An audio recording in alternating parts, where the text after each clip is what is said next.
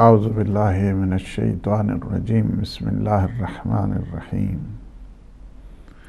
الحمد للہ رب العالمین الصلاة والسلام علی اشرف الانبیاء والمرسلین وعلی آلہ الطیبین الطاہرین المعصومین المنتجبین الہداة المہدیین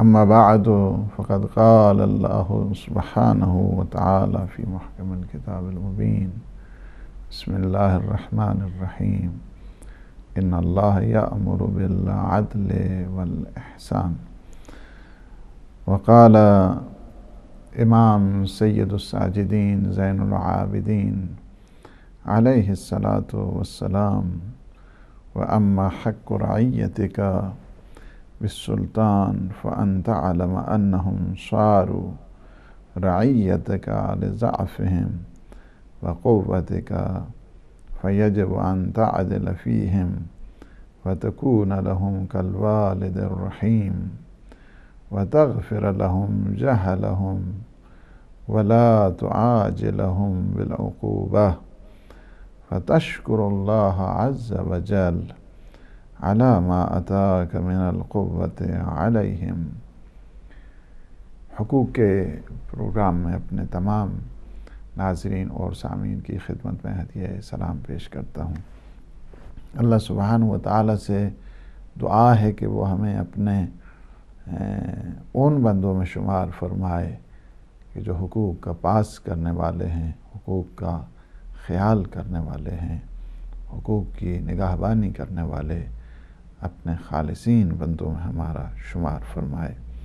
ہماری گفتگو رسالت الحقوق امام سجاد علیہ السلام 21ویں حق پہ ہماری گفتگو ہو رہی ہے کہ جس میں ارشاد فرمایا کہ آپ کے جو ماتحت افراد ہیں ان کا آپ پر یہ حق بنتا ہے کہ آپ ان کے متعلق دھیان کریں۔ آپ کو اللہ نے قوت دی ہے، وہ کمزور ہیں اور وہ ضعیف ہیں، اور یہ قوت اللہ نے تمہیں دی ہے، لہٰذا تم اوپر واجب ہے، تمہارے لیے ضروری ہے کہ تم اس طرح کرو کہ عدل اور عدالت کو پیشہ قرار دو، عدل اور عدالت پہ چلو۔ دوسری بات یہ ہے کہ تمہارا رویہ ان کے ساتھ ایسا ہونا چاہیے کہ جس طرح ایک شفیق باپ کا رویہ ہوتا ہے۔ یعنی یہ چیز بڑی اہم ہے کہ آپ اپنی رعایا کے ساتھ کیسے پیش آئیں، ان کے ساتھ آپ کا بیہیویئر کیسا ہونا چاہیے، ان کے ساتھ آپ کا سلوک کیسا ہونا چاہیے، ان کے ساتھ آپ کا سلیقہ کیسے ہونا چاہیے۔ فرمایا وَتَكُونَ لَهُمْ كَالْوَالِدِ الرَّحِيمِ، تم اس طرح عدل اور عدالت کے ساتھ پیش آؤ، اس طرح ان کے ساتھ تمہارا رویہ ہونا چاہیے کہ جس طرح ایک شفیق باپ کا ہوا کرتا ہے۔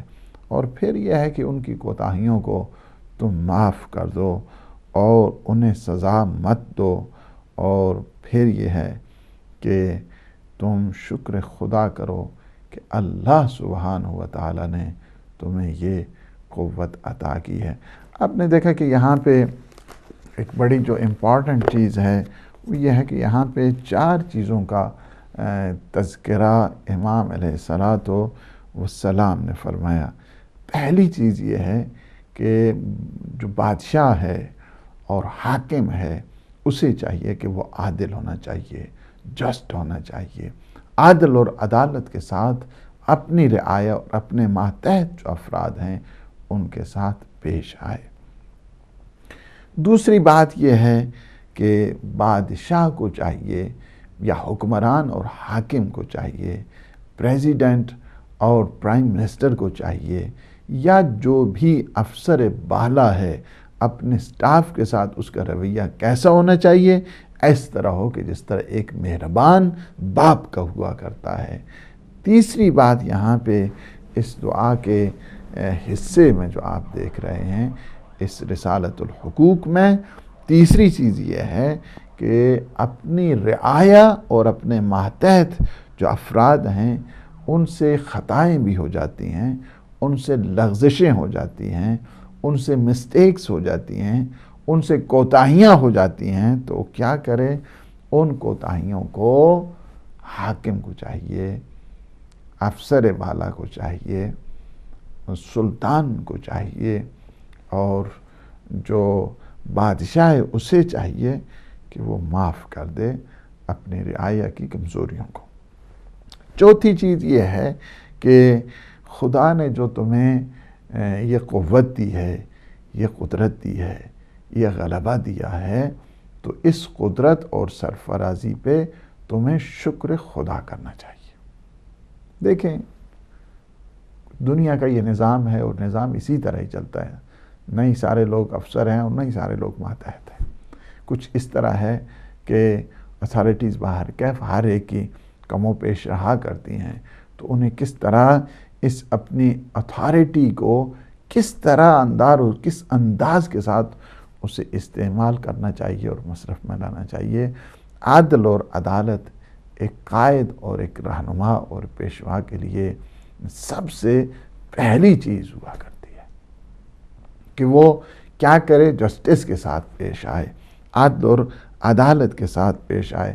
چونکہ جب عدل اور عدالت کے ساتھ پیش آئے گا تو ایک طبقاتی جو نظام ہے، وہ طبقاتیت جس کو کہتے ہیں، وہ ڈویژن اس کمیونٹی کے اندر، معاشرے کے اندر، سوسائٹی کے اندر پیدا نہیں ہوگی۔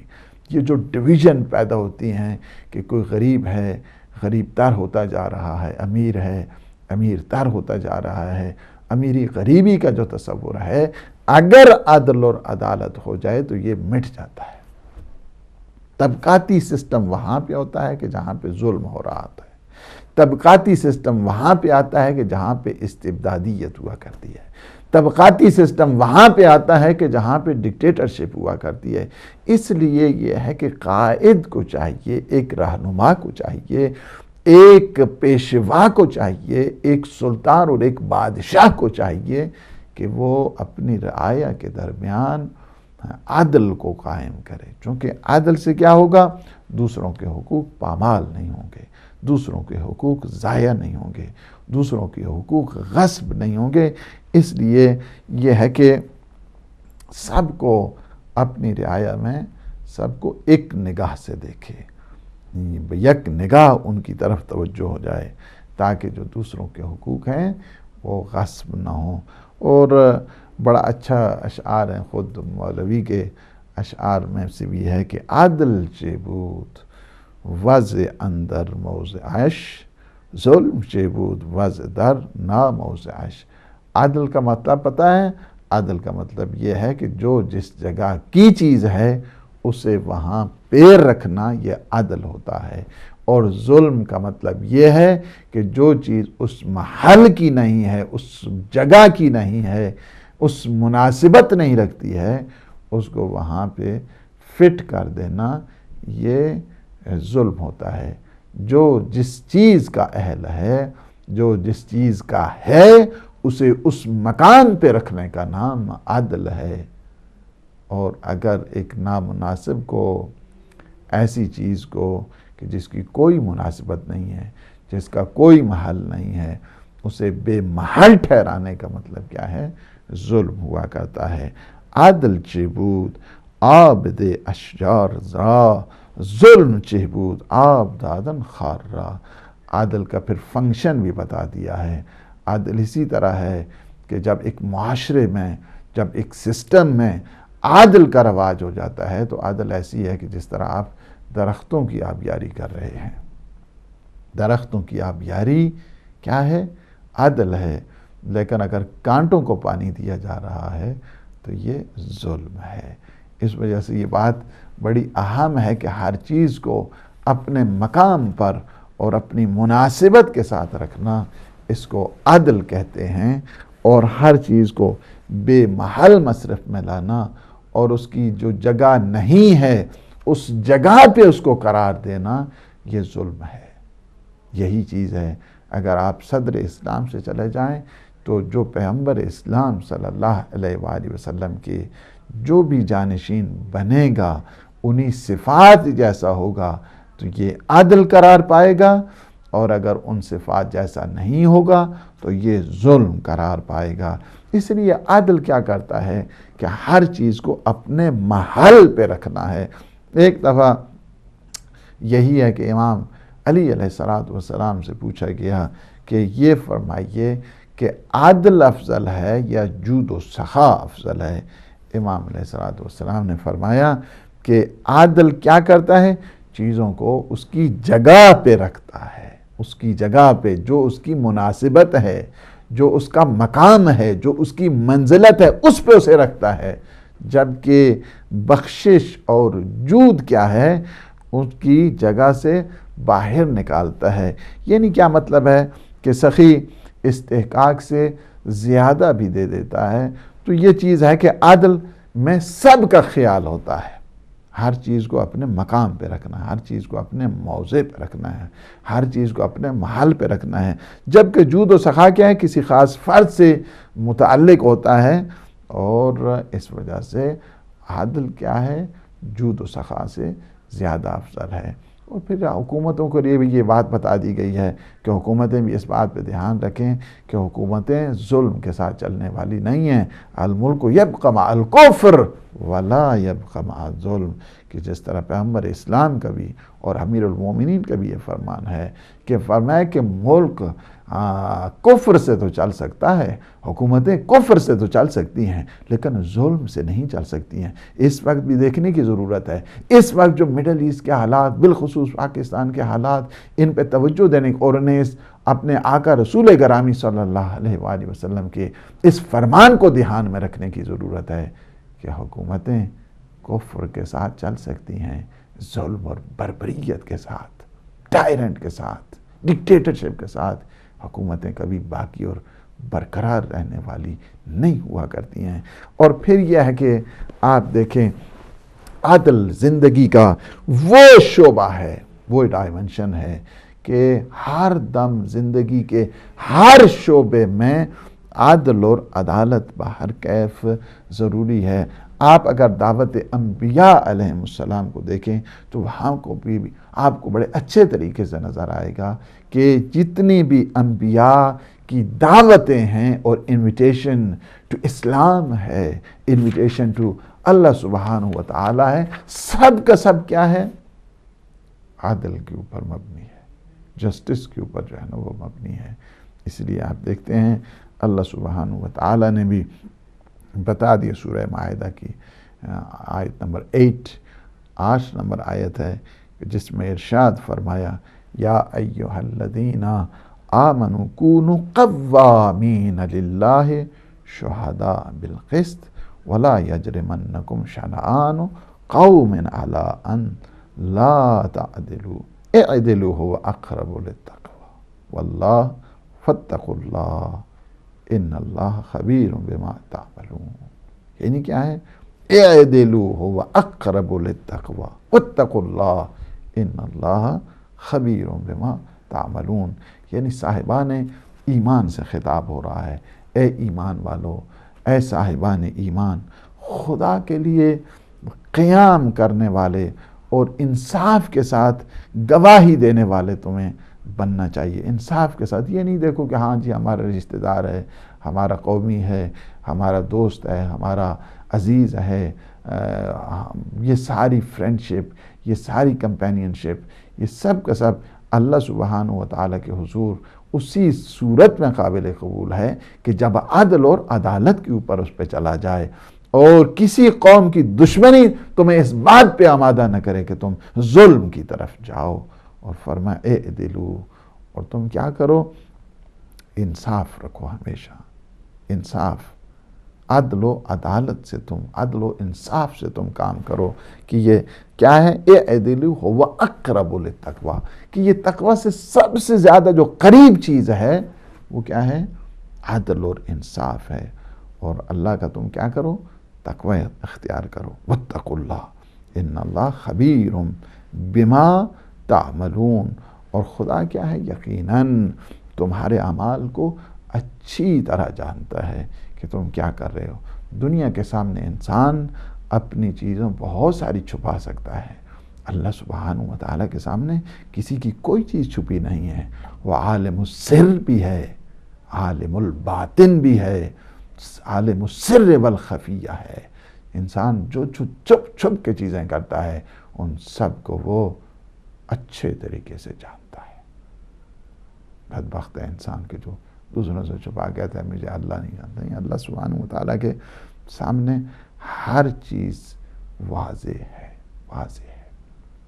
اور یہ بات بتا دی ہے کہ ہمیشہ تم عدل اور عدالت کے ساتھ اپنے فیصلے کرو، عزیز داری نہ دیکھو، قرابت داری نہ دیکھو، فیورٹیزم تمہارے ججمنٹ میں نہیں آنی چاہیے، تم خواہ خواہ کی سفارشیں نہ لڑاؤ، اس وجہ سے کہ دنیا کے سامنے تو تم اپنے آپ کو بچا لو گے، لیکن اس عادل مطلق کی بارگاہ میں تم اپنے آپ کو کیسے بچاؤ گے؟ اس لیے اللہ سبحانہ وتعالیٰ کے جو انبیاء ہیں اس کے بھی فنکشنز میں ایک چیز یہ بتا دی گئی ہے، اور وہ کیا ہے؟ لَقَدْ أَرْسَلْنَا رُسُلَنَا بِالْبَيِّنَاتِ وَأَنزَلْنَا مَعَهُمُ الْكِتَابَ وَالْمِيزَانَ لِيَقُومَ النَّاسُ بِالْقِسْطِ۔ اللہ نے یہ اتنی کتابیں نازل کی ہیں، اللہ نے اتنے انبیاء کو بھیجا ہے، اللہ نے اتنے رسولوں کو بھیجا ہے۔ کس لیے بھیجا ہے؟ کس لیے اللہ سبحانہ وتعالیٰ نے کتابیں نازل کی ہیں اور اللہ سبحانہ وتعالیٰ نے اتنے رسولوں کو بھیجا ہے؟ کس لیے ہے؟ کیا ہے؟ لِيَقُومَ النَّاسُ بِالْقِسْطِ، تاکہ لوگوں کے درمیان عدل اور عدالت کا قیام کریں۔ یعنی کیا ہے؟ لوگوں میں عدالت اجتماعی جو سوشل جسٹس ہے اس کا قیام کریں۔ یہ فنکشن ہے انبیاء علیہ السلام کی، اس نبوتوں کا اور رسالتوں کا، اور اللہ نے جو کتابیں آسمانی کتب نازل کی ہیں ان سب کا مقصد یہی ہے تاکہ لوگوں کے درمیان عدل اور عدالت کا قیام کیا جائے۔ اہم ترین جو فرائض ہیں، لوگوں کو سپردگی کی منزل پر لانا، لوگوں کو عدل کی منزل پر لے کے آنا، لوگوں کو جسٹس کی منزل پر لے کے آنا، یہ انبیاء علیہ السلام کی ان دعوتوں میں سے جو انویٹیشن ہے، قیام ہے اور ذمہ داری ہے، رسپانسبلٹیز ہیں جو اللہ سبحانہ وتعالی نے مبعوث پر نبوت اور رسالت کیا ہے۔ لَقَدْ أَرْسَلْنَا رُسُلَنَا بِالْبَيِّنَاتِ، اللہ نے سارے معجزات کیوں دیے؟ کتاب کیوں اللہ نے نازل کی؟ میزان کو کیوں بھیجا؟ حق اور باطل کے درمیان جو کرائیٹیریا ہے وہ کس لیے ہے؟ لِيَقُومَ النَّاسُ بِالْقِسْطِ۔ سارے انبیاء کی، حضرت آدم سے لے کر پیغمبر خاتم صلی اللہ علیہ وآلہ وسلم تک چلے آئیں، سب انبیاء کے مقاصد میں سے ایک مقصد جو عظیم ترین ان مقاصد میں سے ہے تاکہ لوگوں کو عدل اور عدالت کی طرف لے جائیں، تاکہ لوگوں میں یہ جو ڈیویشن ہے یہ ختم ہو جائے، یہ انحراف ہے ختم ہو جائے، یہ جو فتنہ اور فساد ہے ختم ہو جائے۔ فتنہ اور فساد وہیں پہ ہوتا ہے جہاں پہ عدل اور عدالت نہیں ہوتا ہے، امیری غریبی وہیں پہ ہوتی ہے جہاں پہ عدل اور عدالت نہیں ہوتا ہے، طبقاتی نظام وہیں پہ ہوتا ہے جہاں پہ عدل اور عدالت نہیں ہوتا ہے، انتشار، افتراق اور دہشت گردی یہ وہیں پہ ہوا کرتی ہے جہاں پہ عدل اور عدالت نہیں ہوا کرتا ہے، انتہا پسندی وہیں پہ ہوا کرتی ہے جہاں پہ عدل اور عدالت نہیں ہوا کرتا ہے۔ مشن ہے انبیاء علیہ السلام کا۔ کیا مشن ہے؟ جو نوبل کاز، ہولی مشن جس کو کہا جائے، وہ یہ ہے کہ لوگوں کے درمیان پیس اینڈ جسٹس، اس کا قیام کرنا ہے۔ اسی لیے حکومتی لیول پر نہیں بلکہ حتیٰ کہ گفتگو کے دوران بھی فرمایا کہ تم عدل اور عدالت کو اپنا معیار قرار دے دو۔ دیکھیں وَلَا تَقْرَبُوا مَالَ الْيَتِيمِ إِلَّا بِالَّتِي هِيَ أَحْسَنُ، یتیم کے مال کی طرف نہ جانا اسی طرح، یعنی یتیم کے مال کے قریب نہ جاؤ مگر یہ کیا ہے؟ بہتر طریقے سے، یہاں تک کہ حتی یبلغ اشدہ، یہاں تک کہ اس میں رشد آ جائے، توانائی آ جائے، وہ رشید بن جائے، تو کیا ہے؟ اس کو پھر وہ مال واپس کرو، تاکہ چونکہ مال سفہاء تک نہیں، قرآن نے یہ کہہ دیا کہ مال کو کیا کریں؟ جو سفیہ ہیں، جو جن میں رشد فکری نہیں ہے، انہیں مال نہ دو، اس وجہ سے کہ وہ مال کو ضائع کر دیں گے۔ اور مال کی مثال اسی طرح ہے کہ جس طرح انسان کے جسم میں ریڑھ کی ہڈی ہوا کرتی ہے، جس طرح انسان کی ریڑھ کی ہڈی اگر شکستہ ہو جائے انسان چل پھر نہیں سکتا ہے، زمین گیر ہو جاتا ہے، اسی طرح ایک معاشرے میں اگر اقتصاد کا فقدان ہو جائے تو وہ معاشرہ بھی پھر تباہ اور برباد ہو جاتا ہے۔ یتیموں کے سلسلے میں بھی یہی کہا گیا حتیٰ یبلغ اشدہ وأوفوا الکیل والمیزان بالقسط، تمہیں کیا کرنا چاہیے؟ اور ناپ تول میں پورے کا پورا عدل اور عدالت کے ساتھ تم خیال رکھو۔ لا نکلف نفسا الا وسعها وَإِذَا قُلْتُمْ فَاعْدِلُوا، ناپ تول میں بھی قسط ہے، اور پھر یہ ہے کہ کیا ہے فرمائے وَإِذَا قُلْتُمْ، جب تم بات کرو، جب تم بات کہو تو کیا کرو؟ فَاعْدِلُوا، انصاف کو ہمیشہ لحاظ رکھو، انصاف کو رکھنا، رشتہ داریوں کا لحاظ نہ رکھنا اور عزیزداری کا خیال نہ رکھنا، اپنے جو کمپینین شپ ہے اس کا خیال نہ رکھنا، دوستیوں کا خیال نہ رکھنا، بلکہ عدل اور عدالت کے ساتھ تمہاری گفتگو بھی ہونی چاہیے۔ خواہ کیا ہے؟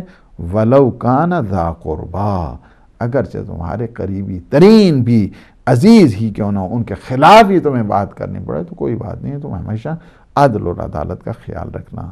وَبِعَهْدِ اللَّهِ أَوْفُوا ذَلِكُمْ وَصَّاكُمْ بِهِ لَعَلَّكُمْ تَذَكَّرُونَ، اور کیا ہے؟ خدا کے عہد کو تم پورا کرو، اور اسی کی تم کو جو ہے وہ وصیت کی گئی ہے تاکہ تم کیا ہے کہ تم موعظے کی منزل پر آ جاؤ، تاکہ تم اس عبرت کی منزل پر آ جاؤ۔ عبرت تب یہ حاصل کرو گے کہ جب تم عدل اور عدالت کے ساتھ تمہارا قیام ہوگا، تمہاری گفتگو ہوگی، تمہارا ناپ تول ہوگا۔ تم یہ نہیں دیکھو گے کہ عزیزداری ہے، قرابت داری ہے، لوگ ہمارے بڑے اچھے دوست ہیں، نہیں، تم نے بات کرنی ہے تو عدل اور عدالت کے ساتھ تمہیں بات کرنی چاہیے۔ اسی طرح آپ نے انبیاء کے مقصد کو دیکھا، عدل و عدالت ہے، ناپ تول کے نظام کو دیکھا، عدل و عدالت پر مبنی ہے، گفتگو کے انداز کو دیکھا، عدل و عدالت پر مبنی ہے۔ اسی طرح جو حکومتی سسٹم ہے اس میں بھی اسلام نے کہہ دیا ہے کہ تم کیا کرو؟ عدل اور عدالت کو ہمیشہ ملحوظ رکھنا ہے۔ ان اللہ یامرکم ان تؤدوا الامانات الی اہلہا، اللہ سبحانہ وتعالیٰ نے تمہیں کیا ہے؟ حکم دیتا ہے، اللہ تمہیں حکم دیتا ہے کہ امانتوں کو ان کے اہل تک، ان کے مالکوں تک جب تم پہنچاؤ، یہ اللہ کا حکم ہے۔ وَإِذَا حَكَمْتُمْ بَيْنَ النَّاسِ، اور جب تم لوگوں کے درمیان حکم کرو، فیصلہ کرو، ڈیسیژن کرو، تو تمہیں کیا کرنا چاہیے؟ ان تحکموا بالعدل، تو تمہارا فیصلہ عادلانہ ہونا چاہیے، عدل اور عدالت پہ ہونا چاہیے۔ ان اللہ نعم ما یعظکم، بے شک خدا تمہیں بہترین واعظ بھی کرتا ہے، نصیحت بھی کرتا ہے۔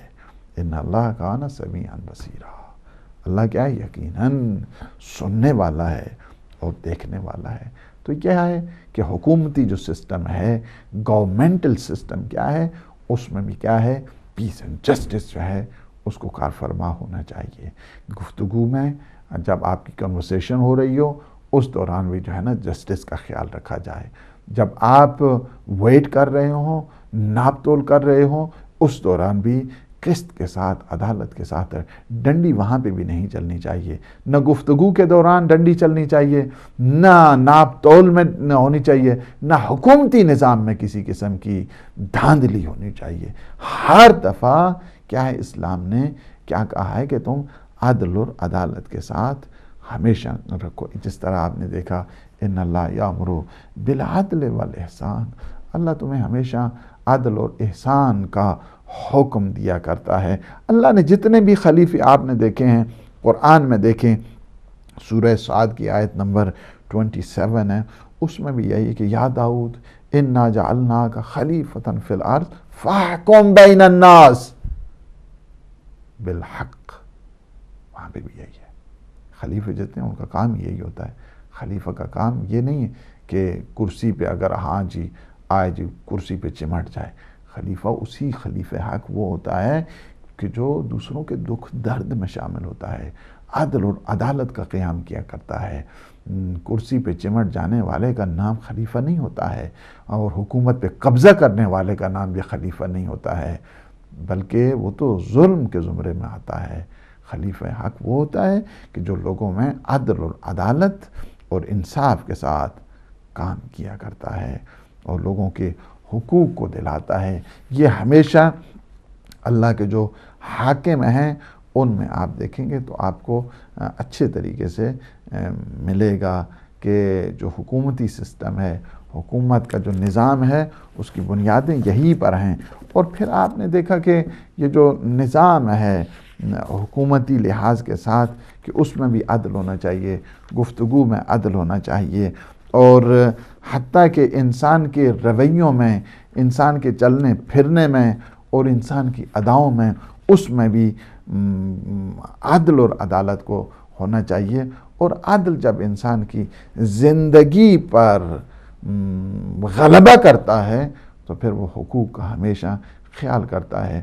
اور میں یہی کہا ہے کہ اگر آپ خلیفہ حق کی طرف دیکھیں تو آپ کو ہمیشہ مساوات نظر آئے گی، عدل نظر آئے گا، برابری سے بڑھ کر برادری نظر آئے گی۔ اور یہ نہیں ہے کہ ہاں جی حکومتوں پہ قبضہ ہو رہا ہے۔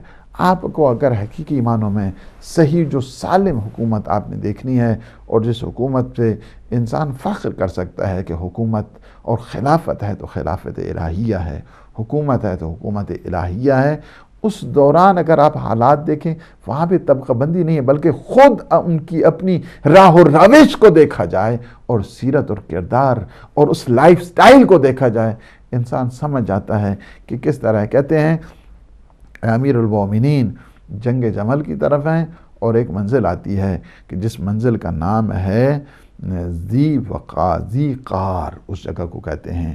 اور یہ روایت کیا ہے؟ عبداللہ ابن عباس سے ہے۔ عبداللہ ابن عباس کہتے ہیں کہ دخلت علی امیر المومنین بذی قار، ایسی اس منزل پہ ہم پہنچے جو جنگ جمل پہ رستے میں آتی ہے، جس کا نام جو ہے نا ذی قار ہے۔ وہ ہوا، اور امام علیہ السلام بیٹھے ہوئے ہیں، تشریف فرما ہیں، وہ ہوا یخصف نعلہ، اور وہ اپنے جوتوں کو سی رہے ہیں۔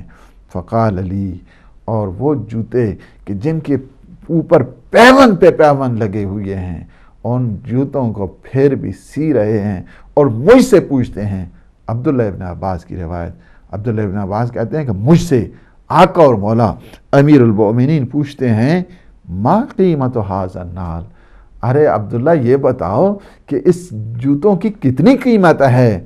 فقلت، تو میں نے کہا کہ جس پہ اتنے پیون پہ پیون لگ چکے ہیں ان کی کیا قیمت ہوگی؟ لا قیمت لہا، ان کی کوئی قیمت نہیں ہے۔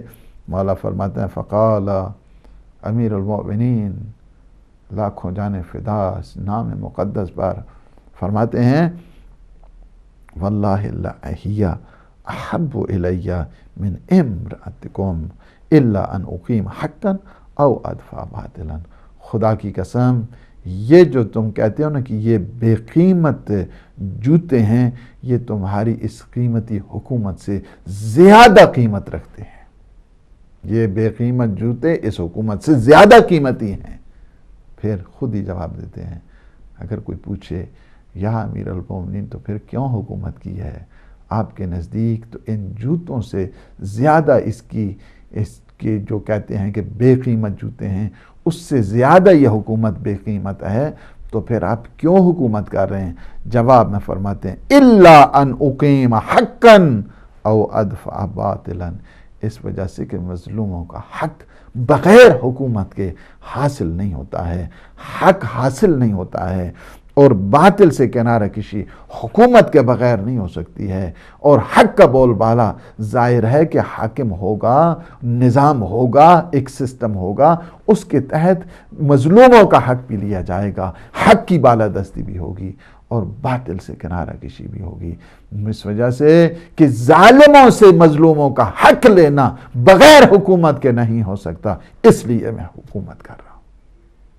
دیکھا وہاں پہ بھی عدل اور عدالت ہے، یہ بات بتا دی گئی ہے کہ دیکھنا دنیا والے آتے ہیں حکومتوں کی غرض سے آتے ہیں تاکہ اپنی بالادستی کو بتایا جائے، تاکہ اپنی توانائی اور قدرت کو بتایا جائے، تاکہ اپنی ریاست اور اقتدار کو بتایا جائے۔ اللہ والے آتے ہیں حکومتیں اقتدار کے لیے نہیں کرتے ہیں، اللہ والوں کی حکومت ہوتی ہے ریاضت۔ امیر المومنین نے 4.5 سالہ دور اپنے جو حکومت کا تھا، حقیقت میں وہ حکومت نہیں تھی، وہ 4.5 سالہ جو دوڑ تھا پوری کی پوری ریاست کی ہے۔ اگر آپ جوتے دیکھیں تو اس طرح پھٹے پرانے ہیں، لباس دیکھیں 2 درہم والا خود لیتے ہیں، 3 درہم والا اپنے غلام قمبر کو دیا کرتے ہیں۔ آپ کھانے کو دیکھیں، خود فرماتے ہیں عثمان ابن حنیف انصاری کو، تمہارا امام تو وہ ہے جس نے 2 روٹیوں میں 2 لباس میں جس نے زندگی گزار دی ہے۔ طریقہ کیسا ہے، سلیقہ ایسا ہے کہ اللہ کے جو عادل حکمران ہوا کرتے ہیں ان کا نظام ایسے ہی ہوا کرتا ہے۔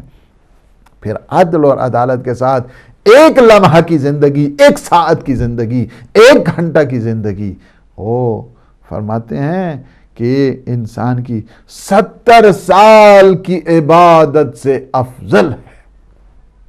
پیغمبر اسلام صلی اللہ علیہ وآلہ وسلم فرماتے ہیں عدل ساعت خیر من عبادت 70 سنہ، 1 گھنٹہ کی عدل و عدالت کے ساتھ زندگی 70 سال کی عبادت سے افضل ہے، کہ جس میں دن قیام کے ساتھ، جن میں دن صیام کے ساتھ، سارے دن روزوں کے ساتھ گزریں، ساری راتیں عبادت خدا میں گزریں، اس سے افضل ہے۔ اور فرماتے ہیں عدل ساعت خیر من عبادت 70 سنہ قیام لیلہا و سیام نہارہا، کہ جس کے دن روزوں میں گزریں اور جس کی راتیں شب زندہداری میں گزریں۔ وجور ساعت فی حکم اشد عند اللہ من معاصی 60 سنہ، لیکن ظالموں کی 1 ظلم کے ساتھ 1 گھنٹہ گزارنا 60 سال کی گناہوں کے ساتھ شمار ہوتا ہے اللہ کی اس ڈیزائننگ میں۔ اللہ کے نزدیک وہ گویا 60 سال کی معاصی اور گناہ کیا جا رہا ہے۔ ایسی حکومتیں کہ جہاں پہ ظلم اور بربریت ہے، ان کے تسلط میں، ان کی اس جابرانہ نظام میں، اگر کوئی اپنے ہر لحاظ کے ساتھ، جس کے ساتھ اس کی توانائی ہے، ان کے خلاف آواز بلند ہونی چاہیے کہ جو ظلم اور جبر اور ڈکٹیٹرشپ کے ساتھ زندگی گزارتے ہیں۔ اس وجہ سے کہ ایسی زندگی کہ جس میں ظلم ہے، جس میں بربریت ہے، وہ 1 گھنٹہ نہیں ہے بلکہ وہ 60 سال کی اس معاصی اور گناہ شمار ہوتا ہے اللہ سبحانہ و تعالیٰ کے نزدیک۔ عدل و عدالت کی حکومتیں نعمتیں ہوا کرتی ہیں، اس نعمتوں کے ساتھ انسان آگے بڑھتا ہے۔ اسی لیے ہے کہ ہمیشہ عدل اور عدالت کے ساتھ، اور پھر ظاہر ہے کہ جب انسان عدل کے لیے قیام کرتا ہے، عدالت کے نظام کے لیے، اس جو جسٹس ہے اس سسٹم کو پروموٹ کرنے کے لیے جب ایک انسان کام کرتا ہے، مشکلات آتی ہیں، انسان پہ مصائب آتے ہیں۔ انبیاء نے کسی کو نقصان پہنچایا تھا، انبیاء نے کسی کو مگر کوئی آزار و اذیت پہنچائی تھی، کسی کے مال کو لیا تھا، کسی کے جان کو لیا تھا۔ کیا وجہ ہے کہ جتنے یہ سارے انبیاء معصومین تھے، جو کسی قسم کے free from every kind of error and mistake, ہر قسم کے ظلم اور ہر قسم کے جو گناہ ہے اس اور زیادتی سے محفوظ، مسون اور معصوم تھے۔ کیا وجہ ہے کہ کیوں آتے رہے یہ سارے طاغوت ان کے مقابلے میں؟ کسی کو قتل کرتے رہے، کسی کو آرے کے ساتھ کاٹا گیا، کسی پہ اتنا ظلم اور بربریت کی گئی۔ اور ابھی آپ نے ایام عزا کے جو ایام فاطمیہ ابھی گزرے ہیں، کیا وجہ تھی کہ ظلم اور بربریت کا یہ عالم کہ آ جاتے ہیں گھروں پہ، دروازہ گراتے ہیں اور آگ لگاتے ہیں؟ کیا وجہ ہے؟ اس کی وجہ فقط یہی ہے کہ جو بھی عدل اور عدالت کے لیے قائم کرے گا، اس کے لیے اسے تیار رہنا چاہیے۔ اس پہ مشکلات بھی آ سکتی ہیں، اس پہ ناملائم حالات ہیں وہ آ سکتے ہیں، اس پہ شدائد بھی آئیں گے، اس پہ مصائب بھی آئیں گے، لیکن چونکہ راہ پر خطر ہے لیکن پر سعادت ہے، اس رستے میں ٹھیک ہیں بہت سارے طاغوتی خار موجود ہیں، بہت سارے طاغوتی کانٹے موجود ہیں، عدل اور عدالت ان کی آنکھوں کا چونکہ کانٹا ہے، اس لیے وہ آتے ہیں، صد بن جاتے ہیں، بڑے بڑے ہیں سٹاپر لگا کے کھڑے ہو جاتے ہیں تاکہ عدل اور عدالت نہ آئے۔ بعض نے اپنی تجوریاں وہ کیا کر دی، کسی نے ابھی 1.5 ارب جو ہے وہ دے رہے ہیں تاکہ اس سے قوم و ملت کو خریدا جائے۔ نہیں، پاکستان کی جو عوام ہے یہ غیور عوام ہے، یہ نہ بکنے والی ہے، جھکنے والی نہیں ہے۔ یہ ہمیشہ ان کے منہ پہ مار کے کہیں گے کہ نہیں ہے، ہاتھ میں نہ ذلہ، یہ ذلت اور خواری ہم سے دور ہے۔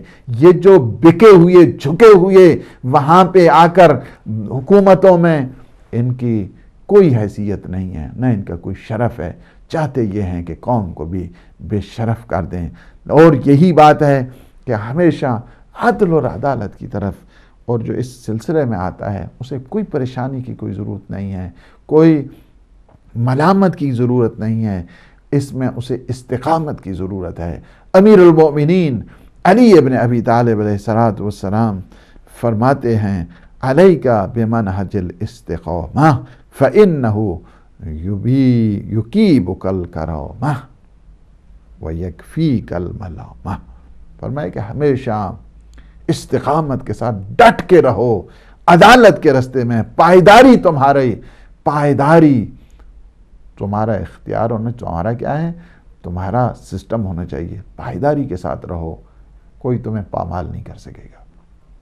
پائیداری کے ساتھ رہو، استقامت کے ساتھ رہو کہ اللہ تمہیں کرامت بھی عطا کرے گا، بزرگی بھی تمہیں عطا کرے گا۔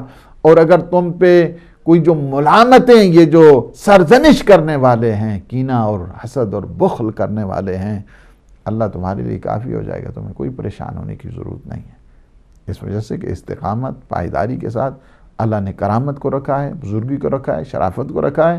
ہر قسم کی جو ناملائم حالات ہیں اللہ سبحانہ و تعالیٰ اپنے فضل و کرم سے ان سب کو دور کر دے گا۔ اس لیے والذین جاہدوا فینا لنہدینہم سبلنا، جو اللہ کے رستے میں جہاد کیا کرتے ہیں، اسٹرائیو اینڈ اسٹرگل کیا کرتے ہیں، ان کے لیے اللہ رستوں کو کھول دیتا ہے۔ طاغوت کا کام ہی یہی ہے، سرکشوں، ان کا کام ہی یہی ہے کہ سد راہ بھرنا، رستے میں روڑے اٹکانا۔ لیکن اللہ والے کیا ہیں، ان سب روڑوں کو ہٹا کر پائیداری کے ساتھ، استقامت کے ساتھ ڈٹ کر رہتے ہوئے آگے بڑھتے ہیں، ڈٹ کر رہتے ہیں، آگے بڑھتے ہیں۔ ملائکہ ان کی نصرت کے لیے آتے ہیں، اللہ کے اولیاء کی سرپرستی میں وہ آگے جایا کرتے ہیں۔ اس لیے عدل و عدالت کے ساتھ ایک چیز کا ہمیشہ خیال رکھیں، اور وہ یہ ہے کہ ہمیشہ عدل کے ساتھ تقوی الہی کو ہم اپنا ہمیشہ شعار قرار دیں۔ اس وجہ سے کہ اگر انسان عدل اور عدالت کرے، تقوی نہ ہو، تو پھر انسان میں وہ استقامت نہیں آ سکتی ہے۔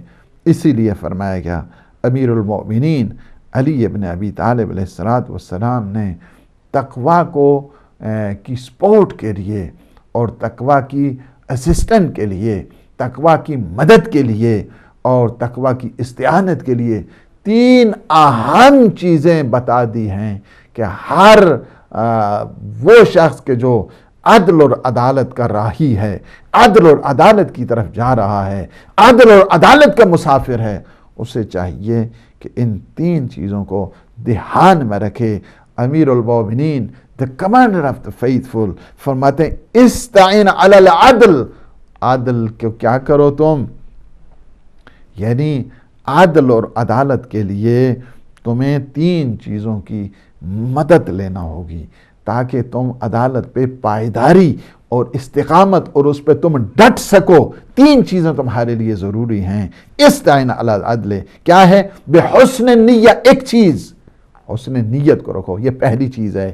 کیا ہے کہ تمہاری نیت کیا ہو؟ ہولی انٹینشن تمہارے اندر ہونی چاہیے، نیتیں تمہاری صاف ہونے چاہیے، اچھی۔ عدل جو ہے نا، عدل وہی قائم کر سکتا ہے کہ جس کی نیت اچھی ہوتی ہے۔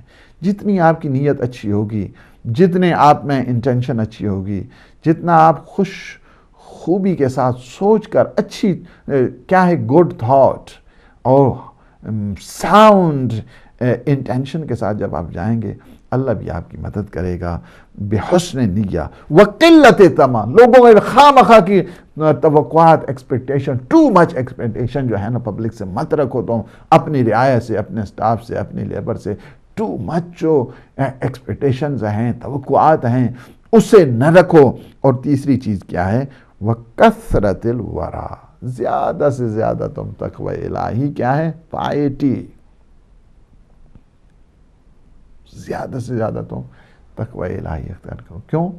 کثرت الورا، وہاں سب کے نہیں ہیں، یہاں دیکھیں نا بحسن نہیں ہے، وقلت تم وکثرت الورا، اور کثرت ورا کہا، کثرت زیادہ سے زیادہ تم کیا کرو کہ تم راہی عدالت ہو، تم عدالت کو پروموٹ کرنے والے ہو، عدالت کو تم نعرہ لگانے والے ہو، عدالت کے شعار کے لیے تمہیں زیادہ سے زیادہ ورع کی ضرورت ہے.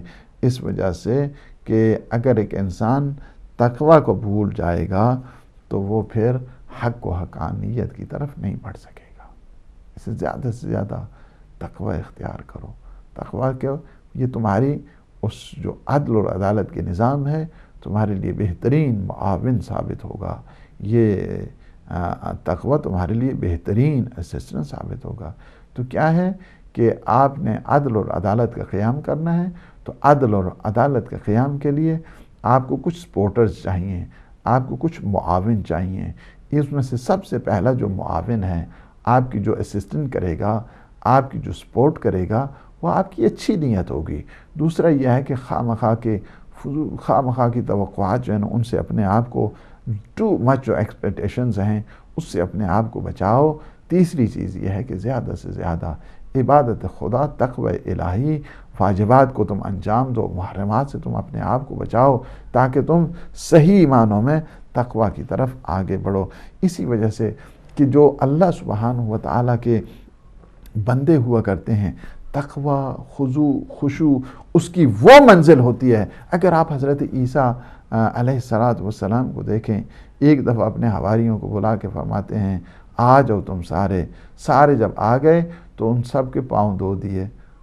سارے شرم سے کٹے جا رہے تھے کہ یا نبی اللہ، یا رسول اللہ، آپ یہ کیا کر رہے ہیں؟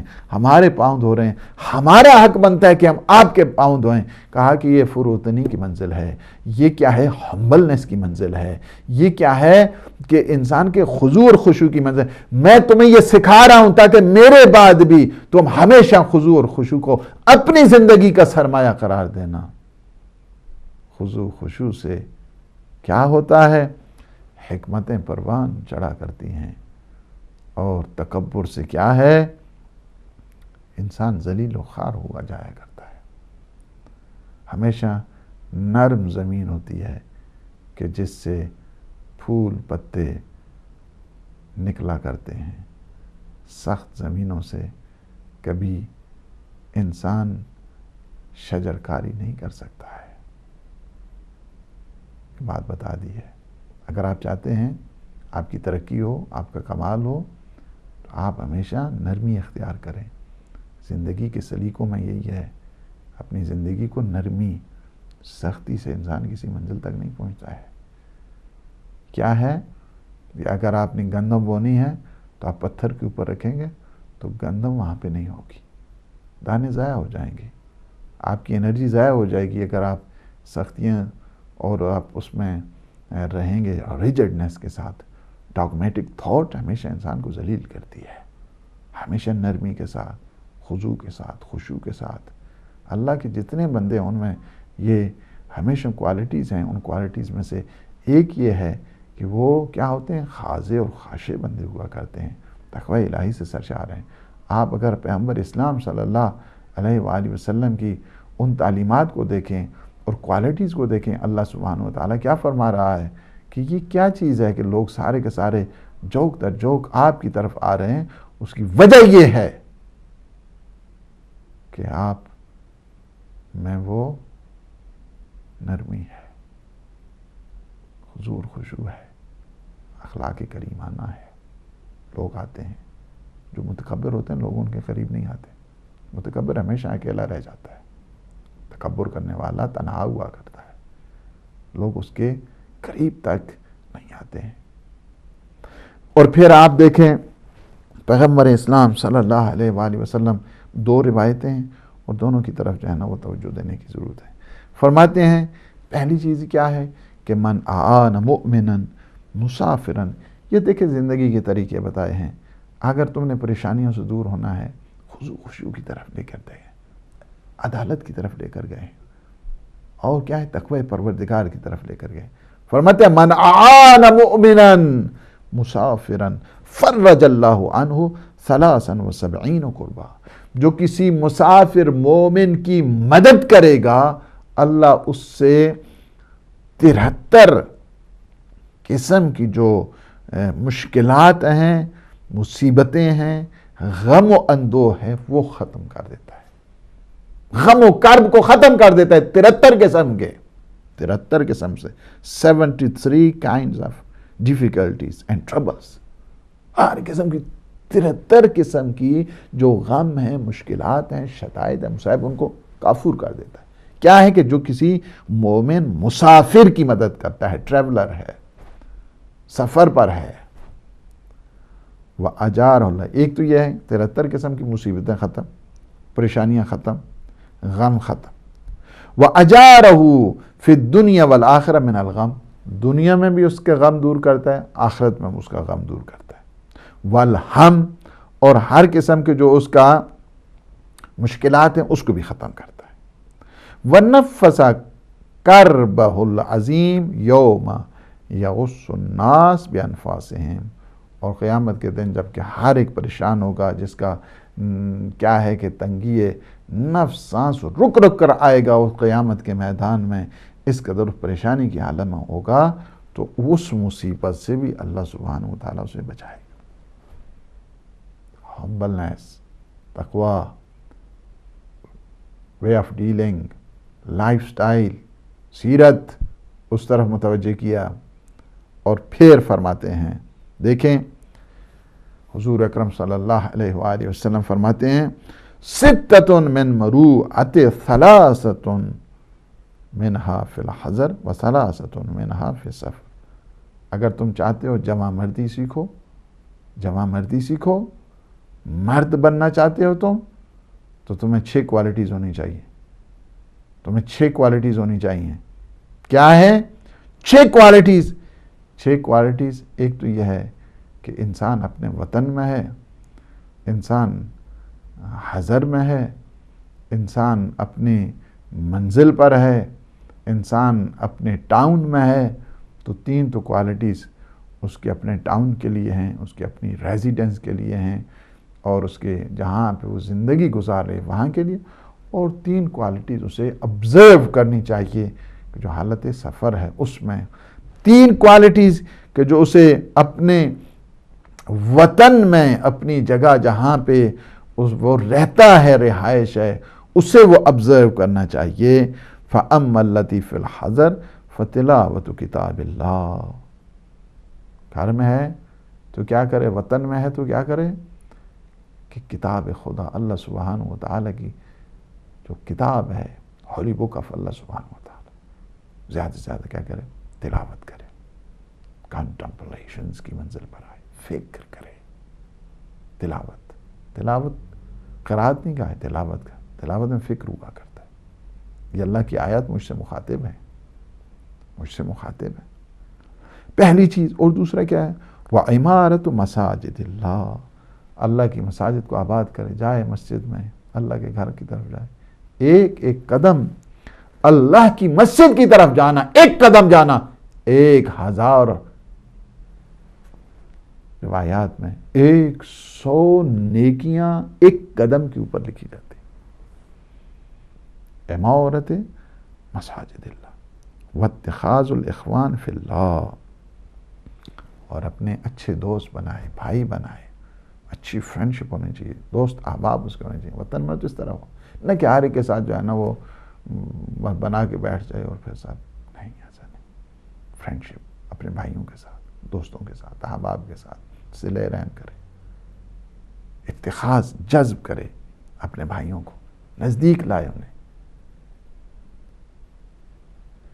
وَأَمَّا الَّتِي فِي السَّفَرِ، اور جو اسے اگر ٹریول پہ ہے، سفر پہ ہے، کسی جگہ جرنی ہے، وہاں گیا ہے، حالت سفر میں ہے، تو وہاں بھی اسے 3 چیزیں آبزرو کرنی چاہیے. کیا ہے؟ فبذل الزاد، کیا ہے کہ اللہ نے اسے مال دیا، اپنے دوست احباب کے اوپر خرچ کرے. نہیں یہ ہے کہ ہاں جی اور چائے کے ٹائم میں چلو جی یہ بھی جائے وہاں پہ، کھانے کے ٹائم یہ نہیں خرچ کرے ان کو. فبذل الزاد، دوستوں پہ خرچ کرے زیادہ رہا. سفر میں اگر آپ کے ساتھ کوئی سفر میں ہے اس کے اوپر خرچ کرے. چونکہ انسان کا پتہ ویسے نہیں پتہ چلتا ہے، لیکن 2 حالتیں ایسی ہیں کہ بہت اچھے طریقے سے پتہ چل جاتا ہے. پہلی چیز کون سی ہے؟ پہلی ہے کہ جب انسان کھانا کھاتا ہے، کھانا کسی کے ساتھ کھاؤ نا تو اس کی ساری پتہ چل جاتی ہے کہ اس میں کیا خوبیاں ہیں کیا خامیاں ہیں. دوسرا یہ ہے کہ انسان جب سفر پہ ہوتا ہے، سفر میں بھی انسان کی خوبیاں خامیاں بڑی اچھے طریقے سے نمایاں ہو جاتی ہیں. انسان کی اگر پہچان کرنی ہے تو کیا ہے؟ 2 چیزیں، لمبے رکوع نہیں ہے نا لمبے سجدے. پہچان کرنی ہے اس کے ساتھ کھانا کھا لو، کھانا کھاؤ گے تو تمہیں پتہ چل جائے گا کیسا ہے. اور دوسرا یہ ہے اس کے ساتھ سفر کرو گے تو تمہیں یہ بھی پتہ چل جائے گا کہ اس کی کیا ہے. دونوں چیز. اور کیا ہے کہ وہ حسن الخلق، اور سفر میں ہو تو کیا کریں؟ اچھے اخلاق کے ساتھ پیش، نہ آرے کے ساتھ لڑائیاں جو ہے نا بنا لو وہاں پہ. حسن الخلق، اچھے اخلاق کے ساتھ پیش آؤ. تیسری کیا چیز ہے؟ والمزاح فی غیر المعاصی، آپ کے ساتھ اچھے لوگ ہیں نا کہ ان کے ساتھ مزاح بھی کرو، ان کے ساتھ جو ہے نا وہ شوخی او کہ جو کیا ہے نہ اس قسم کی بیہودہ قسم کے جوک، بلکہ اس قسم کے کہ جس سے کیا ہے کہ ان میں وہ تھکان ختم ہو جائے. مزاح ایسا کہ جس میں اللہ کی معصیت میں انسان شمار نہ ہو، اس قسم کے جو ہے نا مزاح. یہ 3 جو ہے نا وہ چیزیں بتا دی گئی ہیں. اور اسی طرح امیر المؤمنین علی ابن ابی طالب علیہ السلام نے بھی فرما دیا ہے. محمد ابن حنفیہ بیٹے ہیں، انہیں فرماتے ہیں وَعَلَمْ أَنَّ الْمَرُوءَةَ الْمَرْءِ الْمُسْلِمِ مَرُوءَتَانِ، کہ ایک مسلمان اگر چاہتا ہے کہ اپنی جوان مردی کو، اپنی حیثیت کو، اپنے شرف کو چاہتا ہے تو اس کی کیا ہے کہ 2 قسم کے ہوتے ہیں اس کی حیثیت. اور ایک مومن مسلمان اگر چاہتا ہے کہ اپنی مروت، اپنی حیثیت، اپنا شرف اور اپنی جوان مردی اس کی نمائش 2 طرح کی ہوتی ہے. ایک تو یہ ہے کہ وہ سفر میں ہے، ایک دفعہ یہ ہے کہ حضر میں ہے، اپنے محلے میں، اپنے شہر میں رہتے ہوئے، اپنے ٹاؤن میں رہتے ہوئے. تو اسے کیا کرنا چاہیے؟ اگر ٹاؤن میں ہے تو اسے کیا کرنا ہے؟ فرماتے ہیں فَأَمَّا مَرُوءَةُ الْحَضَرِ فَقِرَاءَةُ الْقُرْآنِ، قرآن کی تلاوت کرے. وہ مجالسۃ العلماء، علماء کے پاس جا کر بیٹھے، خواہ مخواہ کے فضول ادھر ادھر جا کے ہاں جی اب ٹائم مل گیا ہے تو آپ جاتے ہیں ادھر ادھر گلشرے. نہیں، مجالسۃ العلماء، علماء کے پاس جا کر بیٹھے. والنظر فی الفقہ، اور شریعت کا علم حاصل کرے، فقہ ان سے دین حاصل کرے. یہ ہے کہ علماء کے پاس جاؤ، تلاوت قرآن کرو اور فقہ حاصل کرو. اور والمحافظۃ علی الصلوات فی الجماعات، اور پھر تم کیا کرنا ہے کہ گھر میں ہو اب تم حضر میں ہو، اب تم وطن میں ہو، ابھی تم اپنے شہر میں ہو، تو تمہیں کیا کرنا چاہیے؟ جاؤ جماعت کے ساتھ تم نمازیں، اپنی جو واجب نمازیں ہیں ان کو اچھے انداز کے ساتھ پڑھو. ٹائم فریم رکھو، ٹائم سکیجول رکھو. ان ٹائم سکیجولز کے ساتھ، ٹائم فریمنگ کے ساتھ، ٹائم مینجمنٹ کے ساتھ جاؤ تم اپنی ان نمازوں کی حفاظت کرو. وَأَمَّا مُرُوءَةُ السَّفَرِ، اور اگر تم سفر کی حالت میں ہو فَبَذْلُ الزَّادِ، اور تم کیا کرو؟ اپنے دوستوں پہ مال خرچ کرو جب تم سفر پر ہو. وَقِلَّةُ الْخِلَافِ عَلَى مَنْ صَاحِبَكَ، اور جو تمہارے ساتھ ہم سفر ہیں، تمہارے ساتھ سفر کر رہے ہیں، جو تمہارے کمپینین ہیں، جو تمہارے ایسوسیٹ ہیں، تمہارے جو فرینڈز ہیں، جو ٹریول کر رہے ہیں تمہارے ساتھ، تم ان کے ساتھ خواہ مخواہ کے اختلاف نہ کرو، جدال نہ کرو، اختلاف نہ کرو، ڈسپیوٹ شروع کر دیں وہیں پر رستے میں. خواہ مخواہ جو ہے نا وہ سارا مزہ جو سفر کا ہے وہ کرکرا ہو جاتا ہے. اس طرح نہیں کرنا چاہیے. وَقِلَّةُ الْخِلَافِ عَلَى مَنْ صَاحِبَكَ وَكَثْرَةُ ذِكْرِ اللَّهِ فِي كُلِّ مَسْعَدٍ وَمَحْبَةٍ وَنُزُولٍ وَقِيَامٍ وَقُعُودٍ. اور تیسری چیز کیا ہے؟ پہلا یہ ہے ان کے اوپر خرچ کرو. خام خواہ کا جو ہے نا انسان بخل نہ کرے سفر کے دوران. دوسری چیز کیا ہے، اپنے جو دوست احباب ہیں ان کے ساتھ خام خواہ اختلاف ڈسپیوٹ کرنا جو ہے نا وہ چھوڑ دو. ایسی باتیں نہ کرو کہ جس سے جو ہے نا وہ خام خواہ اختلافات شروع ہو جائیں. تیسری بات کیا ہے کہ آپ نے زیادہ سے زیادہ ذکر پروردگار کرنا ہے. اٹھو تو ذکر خدا کرو، بیٹھو تو ذکر خدا کرو. اسی طرح اپنے سارے جو حالات ہیں سفر کے، نشیب و فراز میں تم جاؤ تو ذکر خدا کرتے جاؤ. یہ طریقے بتا دیے ہیں تقوی الہی کو پروموٹ کرنے کے لیے. تم چاہتے ہو کہ عدل و عدالت کا قیام کرو تو عدل و عدالت کے قیام کے لیے سلیقۂ زندگی کو معصومین علیہ السلام نے بتا دیا ہے. سب سے پہلے اچھی نیتیں رکھ کے عدل کو قائم کرو. دوسری بات یہ ہے کہ تم جب عدل کو قائم کرنا چاہتے ہو تو پھر اس طرح کرو کہ خواہ مخواہ کی دوسروں سے زیادہ ایکسپیکٹیشنز نہ رکھو. اور تیسری بات یہ ہے کہ ہمیشہ ہمیشہ اپنے تقوی کو پروموٹ کرو. اللہ سبحانہ و تعالیٰ سے دعا ہے کہ وہ ہمارے ان لمحات کو اپنی عبادت میں شمار فرمائے، ہمارے گناہوں سے عفو درگزر فرمائے. پروردگار ہمیں اپنے ان مخلصین بندوں میں شمار فرما کہ جو حقوق کا خیال کرنے والے ہیں. پروردگار ہمارے جتنے مومنین مومنات مریض ہیں، بیمار کربلا کے صدقے انہیں صحت و سلامتی، شفا کاملہ اور عاجلہ عطا فرما. ہم سب کے مرحومین کی مغفرت فرما. خدایا بحق محمد و آل محمد، یوسف زہرا امام زمان قطب عالم امکان کے ظہور پر نور میں تعجیل فرما. اللہم عجل لولیک الفرج. والسلام علیکم ورحمۃ اللہ وبرکاتہ.